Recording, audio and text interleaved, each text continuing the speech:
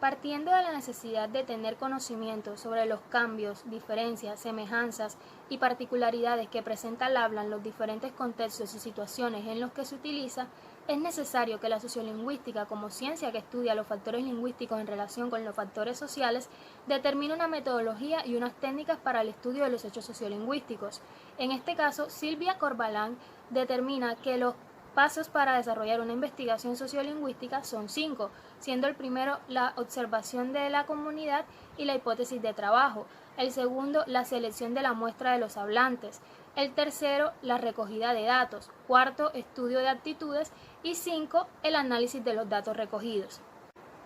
Para realizar una investigación sociolingüística, primeramente se debe seleccionar y determinar la comunidad que se va a observar, y una vez definida esa unidad social de análisis, se le da paso al investigador que por medio de la participación y la observación que éste tenga hacia esa comunidad, identifique las variables lingüísticas que se presenten en ella.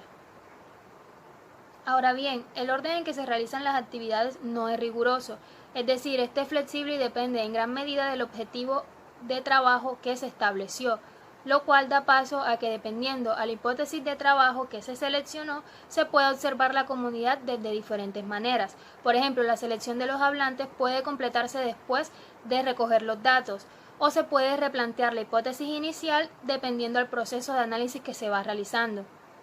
Al momento de realizar una investigación de este tipo, es necesario tener presente que surgen cuestiones de ética profesional, ya que el investigador puede preguntarse si es posible mentir sobre el objetivo de estudio que está realizando y si puede hacer grabaciones secretas. Además, si necesariamente debe mantener en anonimato a los participantes de la investigación o si puede compartir las grabaciones que está recolectando con otros investigadores que no sean de su propia investigación, para lo cual la postura del investigador siempre debe ser asegurar a los participantes que la información que se está recolectando va a ser utilizada única y exclusivamente dentro de ese trabajo lingüístico que se está llevando a cabo. También, si alguno de los participantes no quiere que públicamente se sepa que participó de esa investigación, es deber del investigador velar por su anonimato. Además, asegurarle a los participantes que la información que está recolectando no va a ser compartida con ningún otro investigador que no sea de la propia investigación que se está realizando.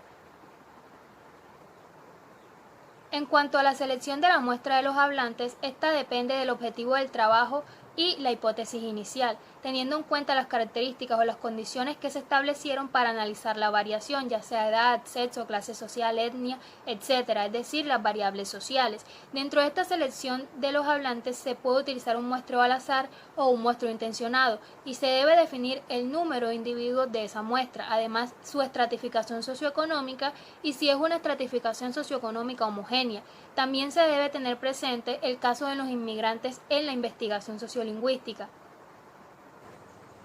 Una vez establecidos los criterios de selección en relación con los factores extralingüísticos, ya sea edad, sexo, clase social, entre otros, se puede hacer uso del muestreo al azar, donde se puede obtener una muestra representativa de cada grupo. La selección de los hablantes en este tipo de muestreo se da única y exclusivamente por medio de técnicas aleatorias, es decir, se le puede asignar un número a cada hablante y luego seleccionarlos dependiendo de los números que aparezcan en una tabla. O también se puede escoger uno de cada X número de individuos hasta completar la muestra que se necesita para el trabajo. Pero este tipo de muestreo presenta una desventaja y es que incluye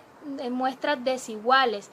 donde los individuos no van a tener el mismo grupo social o la misma característica, además que pueden hablar dialectos o lenguas distintas. Otro tipo de muestreo es el muestreo intencionado, el cual consiste en establecer de antemano las categorías sociales y el número total de individuos o de hablantes con el que se desea trabajar. Aquí el investigador selecciona al azar a los hablantes para llenar los subgrupos de manera equilibrada, por ejemplo, 5 hablantes en cada subgrupo. También la muestra puede ser seleccionada según la edad y dividirse en 4 grupos o según el nivel educacional y socioeconómico y dividirse en 2 grupos. También puede estar seleccionada la muestra en un número equilibrado de hombres y mujeres. Con respecto al número de individuos de la muestra, se estableció inicialmente que se seleccionaran 25 hablantes por cada 100.000 habitantes. Pero ¿cómo se van a seleccionar estos hablantes cuando la población es de 10.000 habitantes? Esa pregunta llevó a que se determinara que la selección de los hablantes se da dependiendo de la naturaleza del problema sociolingüístico que se esté investigando y a los recursos que el investigador tenga para desarrollar dicha investigación. Independientemente del tipo de muestreo que se utilice, ya sea intencionado o al azar, el estudio sociolingüístico debe basarse en un estudio sociológico, el cual le permita determinar cuáles son los estratos sociales que se pueden implementar para estudiar la comunidad que se seleccionó. En este punto se utilizan dos métodos: el método objetivo, el cual mide objetivamente ciertos parámetros de acuerdo con los cuales se puede estratificar la comunidad que se seleccionó, o el método subjetivo, el cual depende del investigador, de la opinión del investigador, y que se puede comparar y complementarse con las opiniones de otros miembros de esa comunidad. Dentro de la estratificación socioeconómica de la muestra se puede encontrar la muestra socioeconómica homogénea, la cual consiste en que el número seleccionado de hablantes es paralelo entre hombres y mujeres, y estos pueden pertenecer a un mismo nivel socioeconómico, ya sea alto, bajo o medio. El caso especial de los inmigrantes consiste en que la mayoría de las veces las personas que emigran a otros países son de estrato socioeconómico bajo, personas obreras que manejan una lengua no estandarizada. Al momento de que estas personas tienen hijos y estos hijos tienen nietos y estos logran establecerse en un estrato socioeconómico medio, se va a presentar un desbalance entre la forma en que hablan y el estrato socioeconómico al que pertenecen, ya que van a estar utilizando un lenguaje y un habla de una persona de estrato bajo, pero no van a pertenecer a él, lo que al momento de realizar un estudio sociolingüístico es un poco complejo de determinar. Una vez decidida la población con la cual se va a trabajar, se da paso a la recolección de los datos lingüísticos, lo cual es posible gracias a la confianza que deposita la comunidad en el trabajo que va a realizar el investigador, dándole paso a que grabe siquiera una hora la conversación que sostenga con cada uno de los hablantes. Esta metodología o esta técnica se denomina entrevista sociolingüística, pero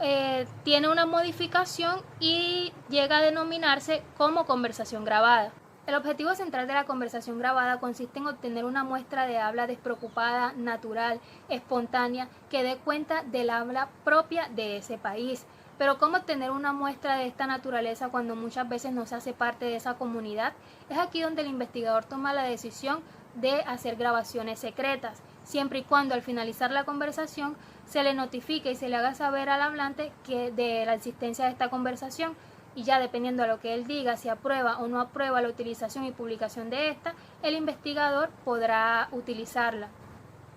El primer contacto con los hablantes es de suma importancia para poder lograr que estos participen libremente en las grabaciones que se van a desarrollar. Dicho contacto puede ser de diferentes formas. Una de ellas es grabar a los hablantes sin haber establecido